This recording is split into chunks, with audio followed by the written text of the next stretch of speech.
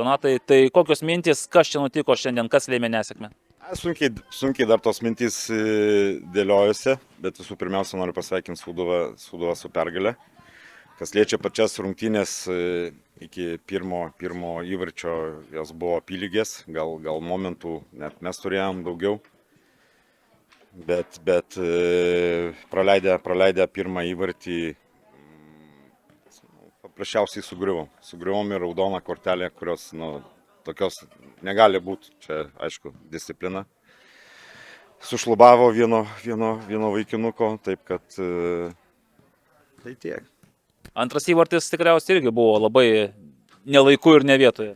Kaip jau minėjau, praleidom tą pirmą įvartį ir truputį sugriuvom ilgas perdavimas, sunku pasakyti, buvo nuošalė, nebuvo.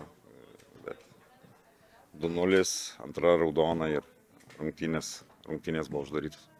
Dabar laukia Vilniaus rajono derbis arba Vilniaus apskrities derbis su Vilniaus Žalgiriu. Be abejo, mintis tikriausiai dar ne ten, bet visgi laukia Žalgiris ir bus dar rimtesnis išbandymas. Visi išbandymai yra rimti, taip kad matom ir turnyrė lentelę, taip kad kiekvienas iš kiekvieno ima taškus ir aišku, nedidelis laiko tarpas iki rungtynių, tai raudonos, taip kad problemų nemažai, žiūrėsim kaip jas spręsim.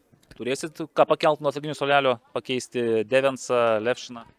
Yra visi pasiruošę, taip kad tikrai manau, kad neturėtų būti problemų.